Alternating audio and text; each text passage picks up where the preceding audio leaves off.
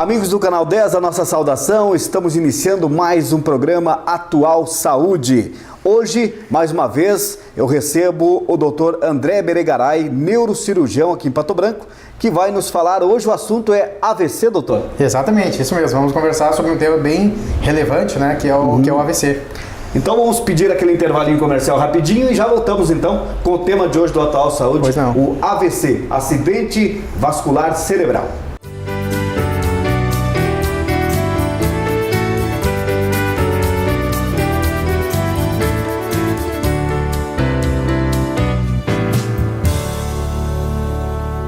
Formado pela Universidade Federal do Paraná, o Dr. Henrique Mochizuki tem especialização em cirurgia da coluna vertebral, além de ortopedia e traumatologia, com especializações nos Estados Unidos e Hospital das Clínicas em Curitiba. Dr. Henrique Mochizuki, ortopedia, traumatologia e cirurgia da coluna, Avenida Brasil 450, Edifício Max Saúde, anexo ao Instituto Mussi de Ortopedia e Traumatologia. Fone 3220-2848.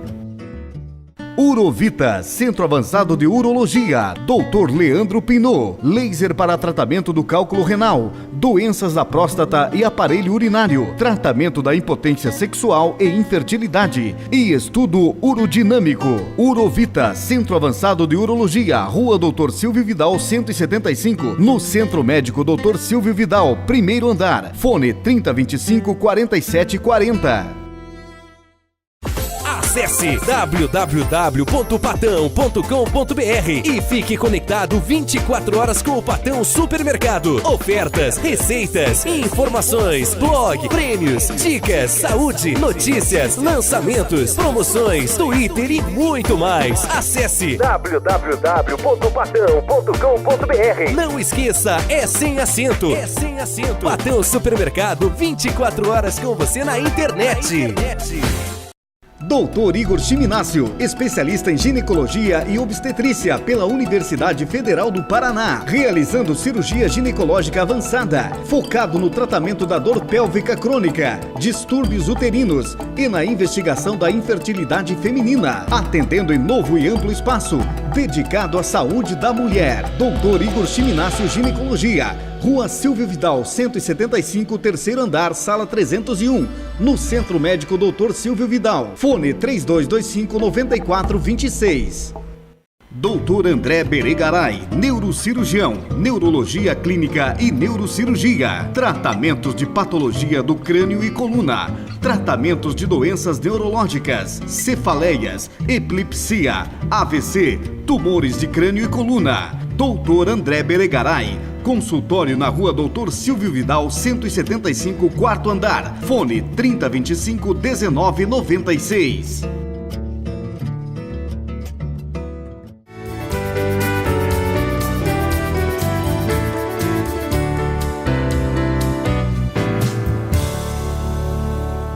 Muito bem, estamos de novo com você aqui no Canal 10, nosso programa Atual Saúde. Vamos passar alguns momentos aqui da saúde na nossa atual TV no Canal 10. O Dr. André Beregaray já é parte do nosso programa e hoje o tema é o acidente vascular cerebral, doutor. Exatamente. Optamos por esse tema, né, por ser um tema prevalente, né, um grande problema de saúde pública.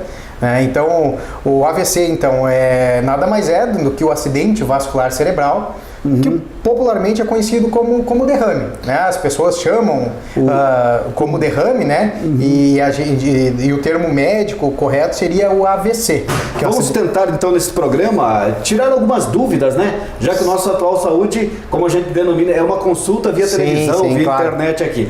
Eu começo lhe perguntando, duas perguntas, uma definição do AVC e quais os tipos de AVC. Então, como a gente falou, né? Então, o AVC, né, é uma sigla que significa, então, acidente vascular cerebral, popularmente conhecido como derrame, né? De uma maneira geral, a gente poderia definir o AVC, né, dividir, melhor dizendo, em duas grandes vertentes, né? Tá. Existe o chamado AVC isquêmico, tá?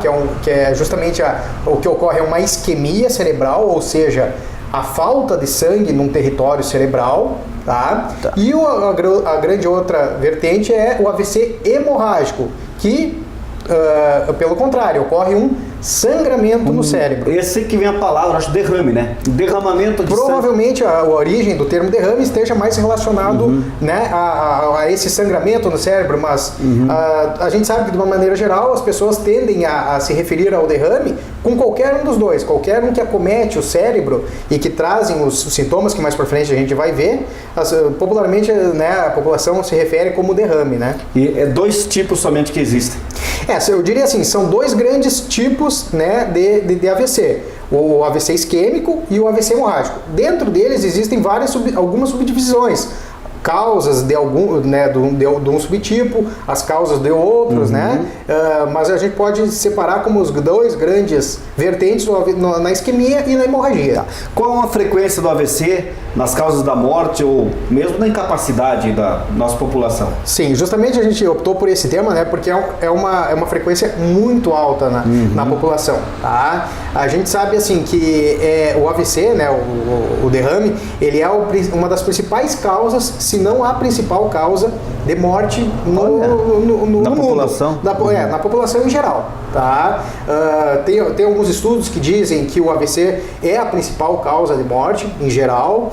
Alguns outros estudos falam que as doenças do coração são a principal, mas enfim, está aí ali, né, entre as principais causas. É gravíssimo, né? É gravíssimo, claro, depende de uma série de situações, né, a gravidade do quadro, né, mas assim, a prevalência na população é muito alta, existe uma grande morbimortalidade, que a gente chama, relacionada ao AVC, né, e é a principal causa de incapacidade da população, né, uma pessoa com um AVC, que sofreu um AVC, ela vai trazer problema, né, se ela não for a óbito, né, se ela vai ter problemas no futuro. Ela tem sequelas.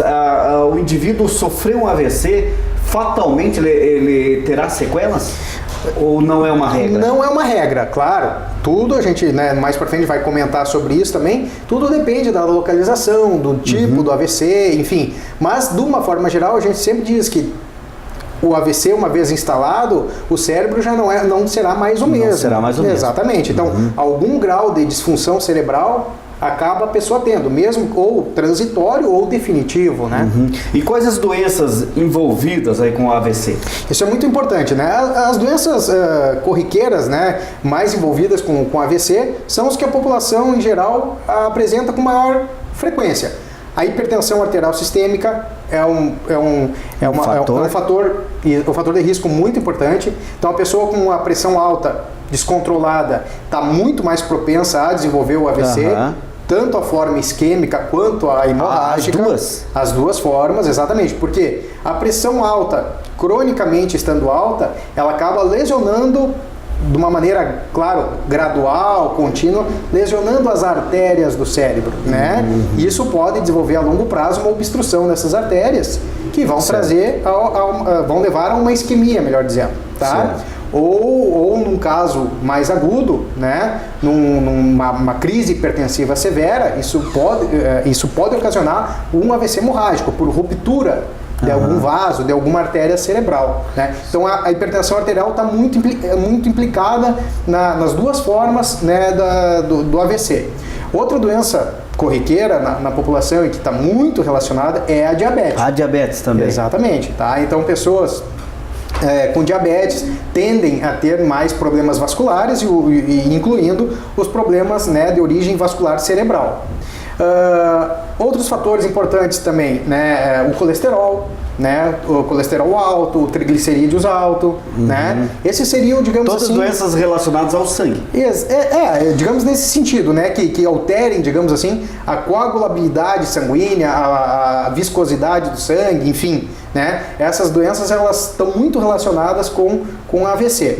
Existem outras doenças menos frequentes, mas que também estão implicadas com AVC, né, que são as chamadas doenças autoimunes, né, que o corpo produz anticorpos contra o próprio organismo, como é o caso do lúpus, por exemplo, né, que é uma doença não tão comum, mas que afeta a população mais jovem. Então, um AVC num paciente mais jovem, muitas vezes ele não tem os outros fatores de risco, como pressão alta, como diabetes, e aí se descobre que Ainda ele tem que uma outra tem doença, como um lúpus, uma doença autoimune, né?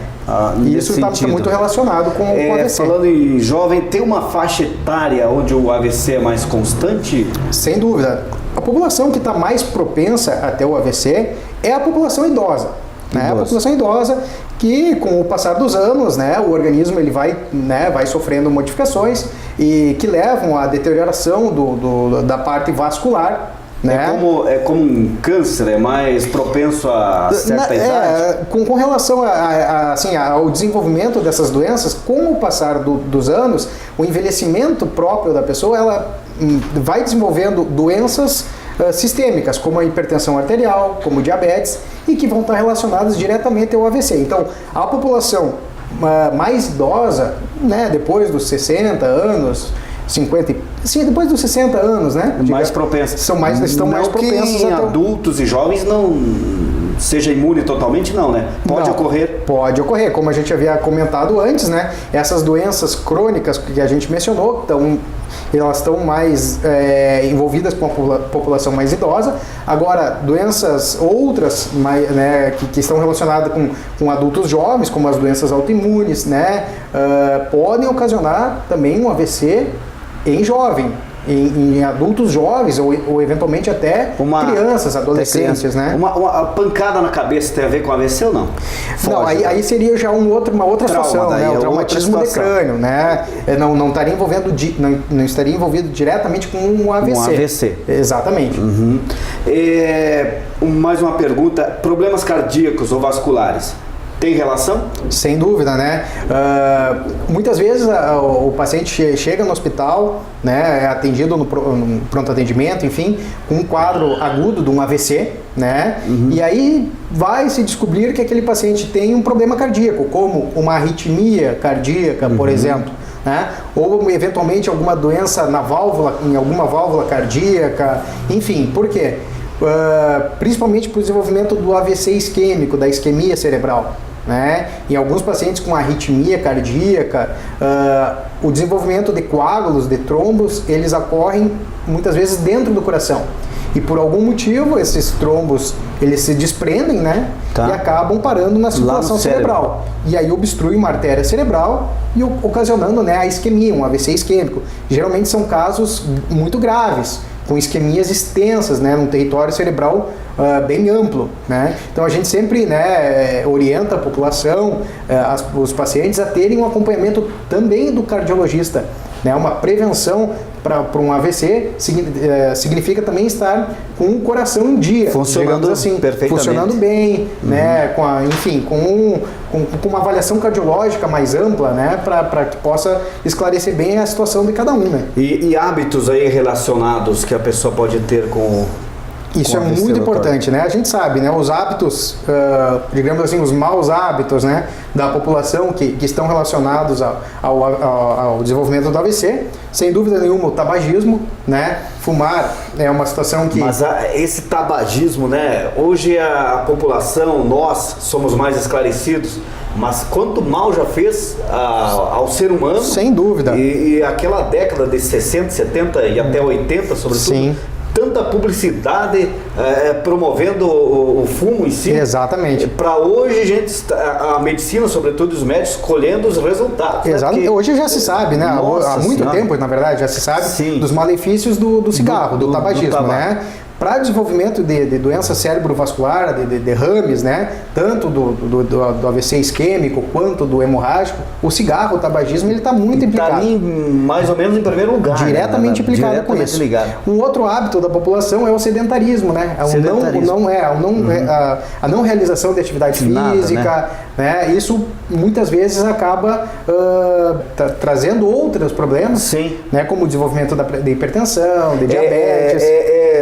Podemos analisar que é um conjunto ligadíssimo, né? Sem dúvida. Aí vem diabetes, aí vem pressão alta, tudo decorrendo também do sedentarismo. Sem né? dúvida, as coisas estão muito relacionadas. Muito ligadas, né? A saúde é muito ligada, né? Exatamente. Puxa vida, até pra gente parar e pensar um pouquinho, né? Sim, com certeza.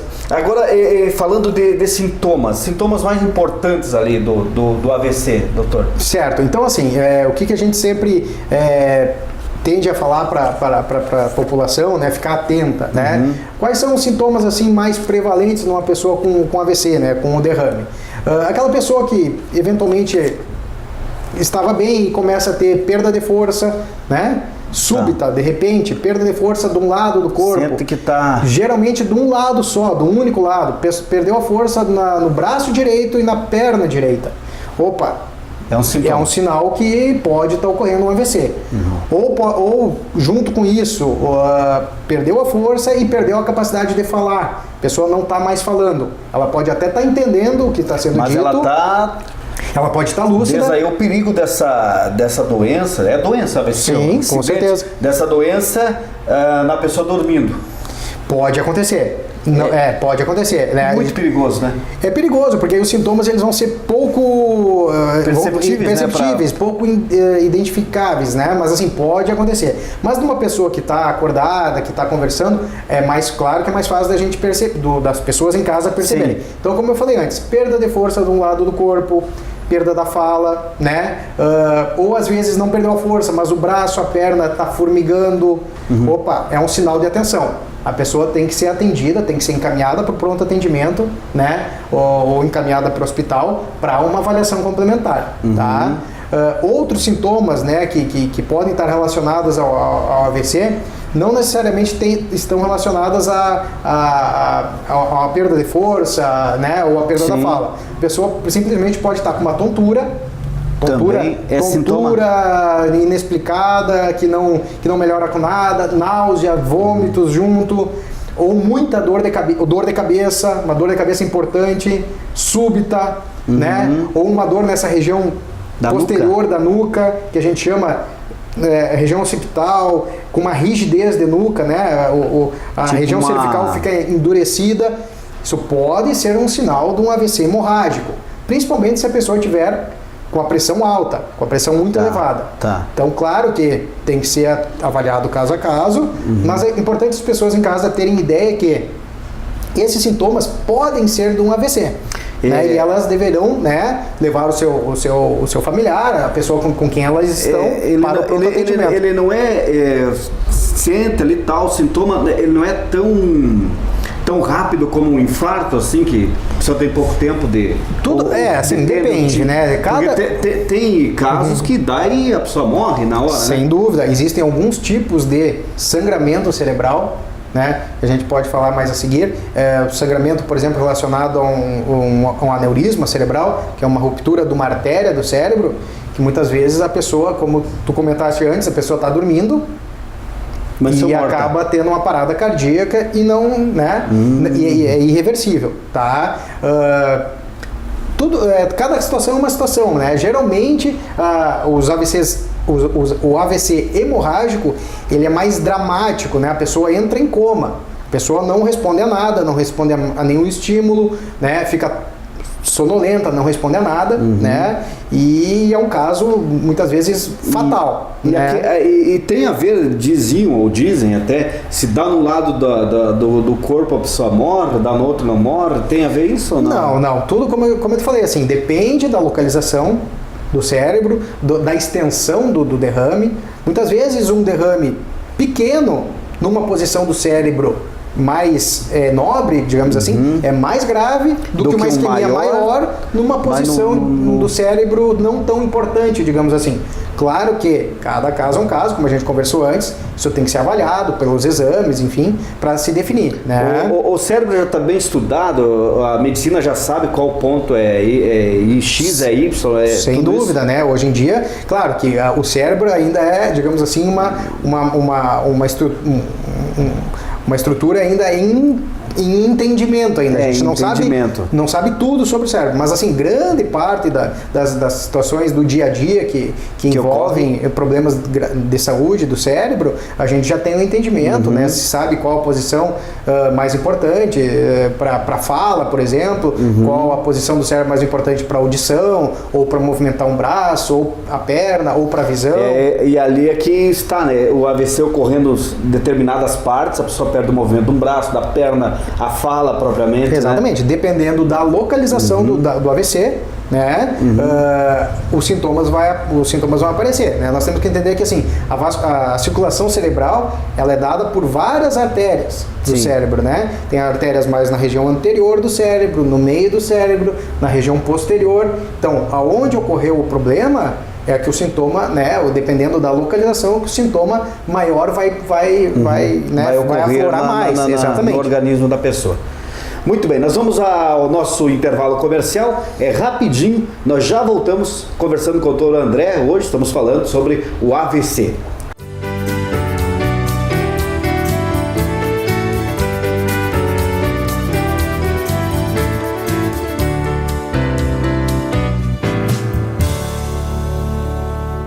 Doutor Igor Chiminácio, especialista em ginecologia e obstetrícia pela Universidade Federal do Paraná, realizando cirurgia ginecológica avançada, focado no tratamento da dor pélvica crônica, distúrbios uterinos e na investigação da infertilidade feminina, atendendo em novo e amplo espaço, dedicado à saúde da mulher. Doutor Igor Chiminácio Ginecologia, Rua Silvio Vidal, 175, terceiro andar, sala 301, no Centro Médico Dr. Silvio Vidal. Fone 3225-9426.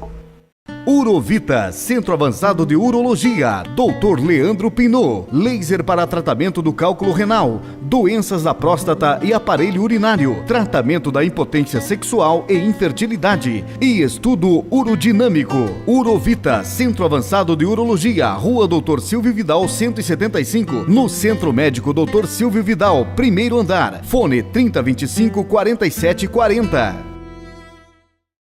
Acesse www.patão.com.br e fique conectado 24 horas com o Patão Supermercado. Ofertas, receitas, informações, blog, prêmios, dicas, saúde, notícias, lançamentos, promoções, Twitter e muito mais. Acesse www.patão.com.br. Não esqueça, é sem acento. É sem acento. Patão Supermercado, 24 horas com você na internet.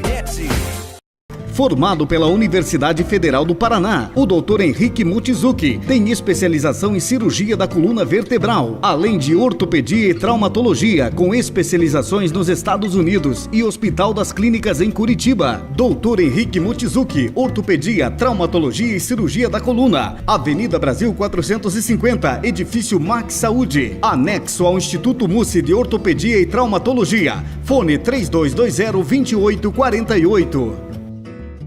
Dr. André Beregaray, neurocirurgião, neurologia clínica e neurocirurgia, tratamentos de patologia do crânio e coluna, tratamentos de doenças neurológicas, cefaleias, epilepsia, AVC, tumores de crânio e coluna. Dr. André Beregaray, consultório na Rua Dr. Silvio Vidal, 175, quarto andar. Fone 3025-1996.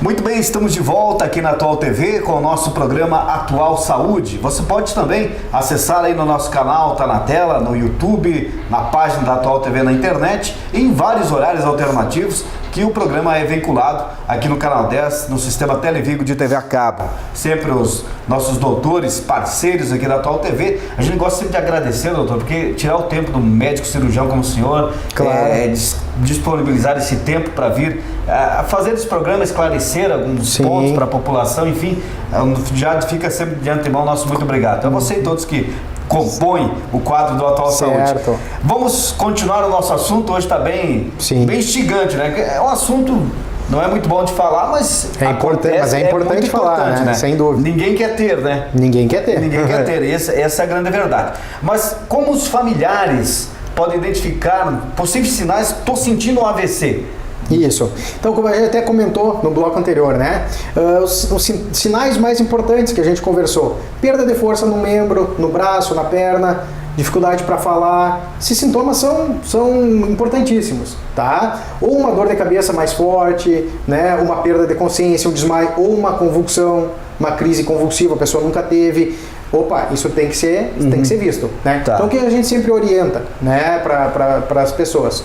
A situação ideal, né, até a nossa região hoje em dia é possível, o atendimento através do SAMU, né? Sim, a gente sempre SAMU. orienta a ligar o 192, que é o SAMU, né? O Serviço de Atendimento Móvel, que tem essa capacidade de ir até o local, identificar o problema, exatamente, identificar num primeiro momento a gravidade da situação e deslocar a pessoa para o hospital ou mesmo para o pronto atendimento municipal para que ela possa ser avaliada com mais cuidado, tá? Então, o surgimento dos sintomas, eles podem ser, né, de uma forma mais lenta, como a gente diz, né, ou de uma forma súbita. A pessoa estava bem até pouco tempo e acaba de repente caindo no chão, inconsciente.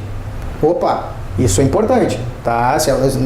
Tem que ser avaliado de uma forma mais completa para ver se isso foi um derrame, um AVC, ou eventualmente uma outra causa de perda de consciência. Né? Dando o AVC, a pessoa, que probabilidade tem de já entrar em óbito ou dá tempo de procurar recurso? Sim. Assim, como a gente conversou antes, assim, tudo depende do tipo do AVC, da localização, da extensão do problema. Eu diria que a maioria das vezes, das situações, as pessoas conseguem ser atendidas a tempo de irem para o hospital e serem avaliadas numa situação. Aí tem que ser analisado cada situação, o que vai ser feito com um determinado paciente, como eu falei antes, se é um AVC isquêmico, se é um AVC hemorrágico, se é cirúrgico ou não, isso tudo vai depender. O isquêmico e o hemorrágico é pior.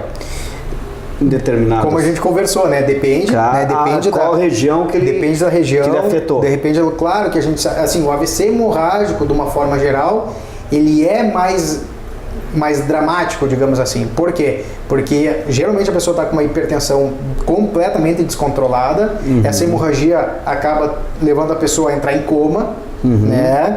E, enfim, é um caso geralmente mais dramático. Pode acontecer em pessoas mais jovens, né? Menos de 50 anos, tá? E o AVC isquêmico, via de regra, assim, sendo uma pessoa mais idosa, que já tem alguma outra doença prévia, como hipertensão e diabetes, geralmente ele é um quadro mais arrastado. Às vezes pode levar até horas para as pessoas identificar, né? Porque a pessoa o idoso vai tendo uma diminuição, às vezes, da vontade de se alimentar, da capacidade de engolir, né, o alimento, enfim, pode ser um processo mais insidioso, que a gente chama mais lento. Certo. Tá?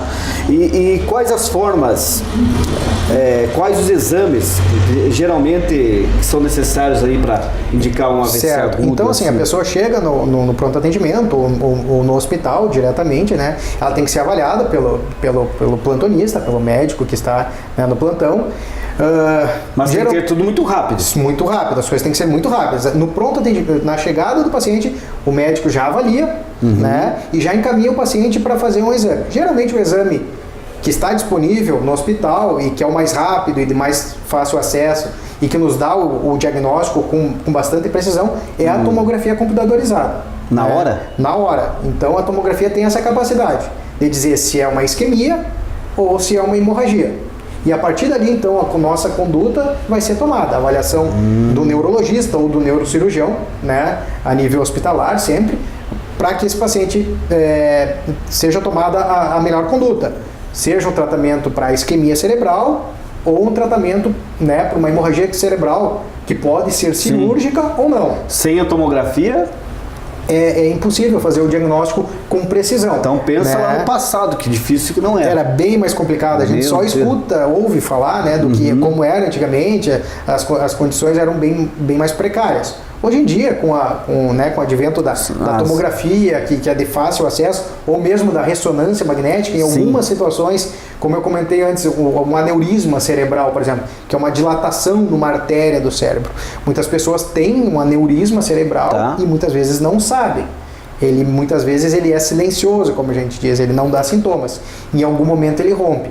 né? E ele vai dar um tipo específico de sangramento cerebral que a gente consegue identificar na tomografia. Na tomografia? É, exatamente. Mas somente com a ressonância magnética é que a gente consegue definir qual a posição do aneurisma, qual a localização, se há realmente a necessidade de cirurgia ou não. Uma pessoa saudável querendo fazer esse exame é possível?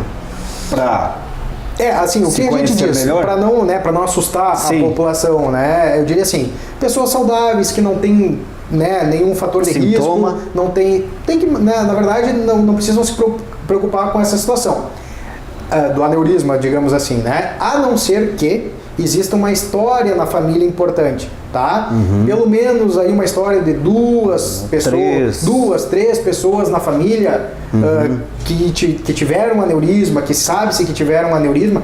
Opa, essa pessoa mesmo que leve uma vida saudável, que não tenha nenhuma doença e que não sinta nada, a gente sugere, a gente orienta que procure o neurologista, que procure o neurocirurgião para que possa ser avaliado, fazer um exame, digamos assim, para prevenir né, a ruptura do aneurisma. Alguma coisa. E geralmente o exame que a gente escolhe, que a gente pede nesses casos, é uma ressonância magnética, para definir bem esse quadro. Um exame Mas eu muito diria completo. que isso é a exceção exatamente, é a exceção. A maioria das pessoas não precisam fazer um exame para prevenir uma situação, porque senão a gente faria em todo mundo. Isso é inviável. Na verdade, todo mundo de saúde pública, né? Pensa muito na saúde. E quais as formas de tratamento para o AVC agudo? E quando que requer a cirurgia? Não, para a isquemia, né, para AVC, para AVC isquêmico, né, o tratamento ele é medicamentoso, suporte medicamentoso, né, com algumas coisas que a gente tem que ser feito em um curto espaço de tempo, né. Geralmente, em casos mais graves, o paciente tem que ser transferido para a unidade de terapia intensiva, né, para o CTI, tá? E o paciente com uma hemorragia cerebral, ele pode ou não ter que ser operado em um primeiro momento. Exatamente. Algumas situações requerem uma cirurgia de drenagem do hematoma imediato, urgente. Outras não. Outras primeiro tem que ser avaliado, né, a situação do paciente, né? Exatamente. Tem que ser estabilizado, que a gente chama, controlada a pressão, uma série de coisas para depois se repensar a possibilidade de cirurgia. Tá? Tudo vai depender de cada caso. E a intensidade também do AVC, né? Sem dúvida. Tudo isso. E as sequelas mais comuns nesses pacientes que sofreram AVC? Exato. São reversíveis, não são? Como a gente comentou antes, cada situação é uma situação, cada paciente é um paciente, mas assim, as sequelas mais comuns que a gente tem são perdas de força do corpo, perda de força no braço, perda de força na perna. Exatamente, né? As pessoas devem conhecer alguém em casa, alguém próximo que já tiveram uma AVC e sabem do que eu estou falando. Então, pessoa que teve uma sequela importante no braço, na perna, tem que muitas vezes caminhar com auxílio de uma muleta, de uma situação parecida com essa. Algumas vezes uma perda da fala, a pessoa fica com a incapacidade de falar normalmente, né? Exatamente. Algumas situações pode ter perda visual, enfim, né?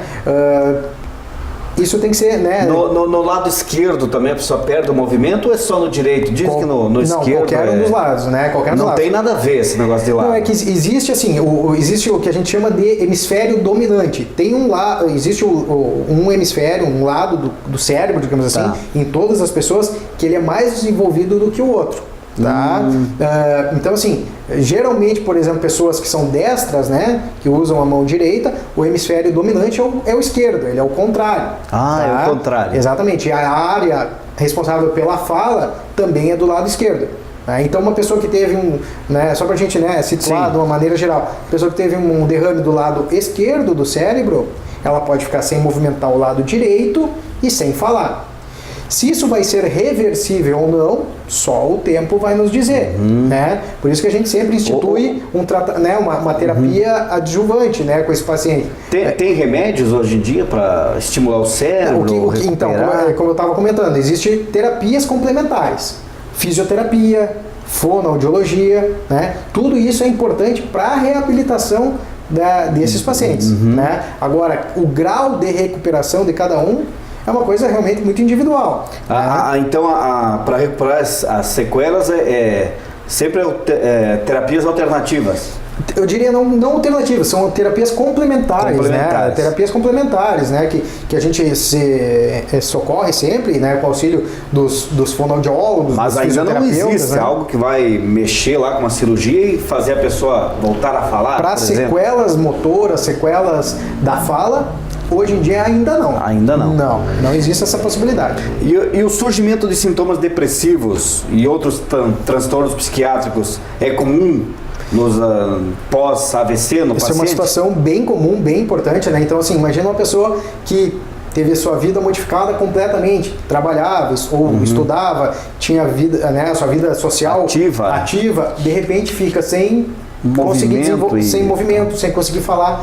Isso acaba, né, perturbando a pessoa de uma maneira, né, completamente né, significativa.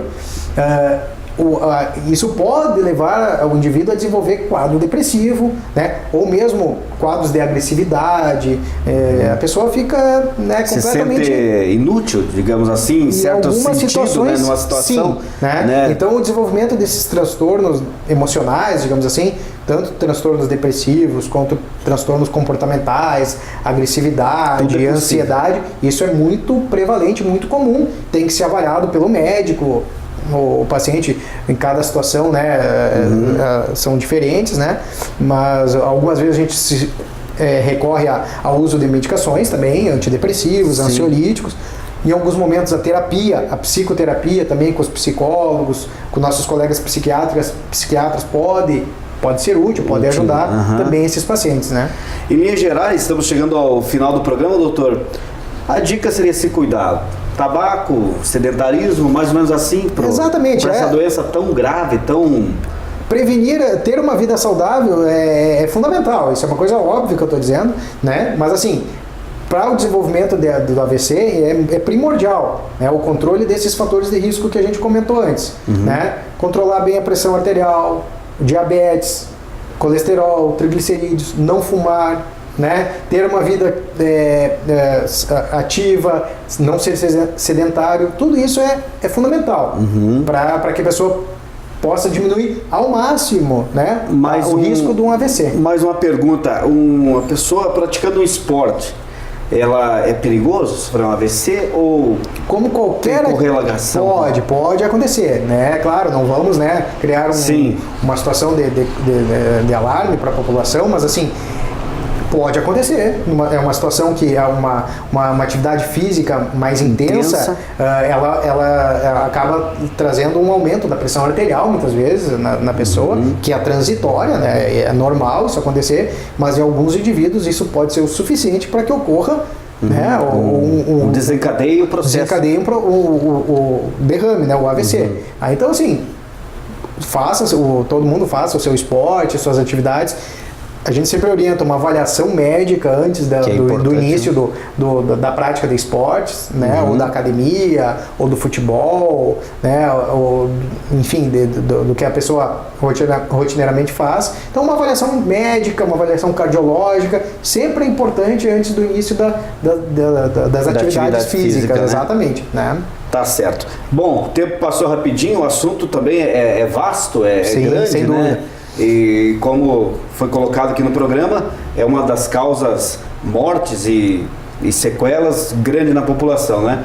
Doutor André, deixa o endereço, telefone, o contato, seu consultório. Então, nós estamos atendendo ali no consultório, né, na rua Silvio Vidal, 175, né, no Centro Médico Silvio Vidal, sala 401.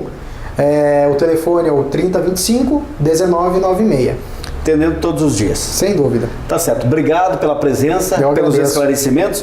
Hoje falamos do AVC e em outra oportunidade vamos falar mais alguns assuntos, né, dentro da sua área, que é muito instigante, né? Estudar o cérebro. Certo. Não conhecemos tudo, vai longe ainda, mas... Estaremos sempre à disposição para ajudar a esclarecer a população. Tá certo. Então, mês que vem, novo encontro aqui com o Dr. André, que vai nos falar do Atual Saúde sobre mais um tema com relação à sua especialidade, que é a neurocirurgia. Nós voltamos na outra semana com outro tema aqui, com outro doutor, aqui no Atual Saúde. Um grande abraço, obrigado pela companhia e até lá.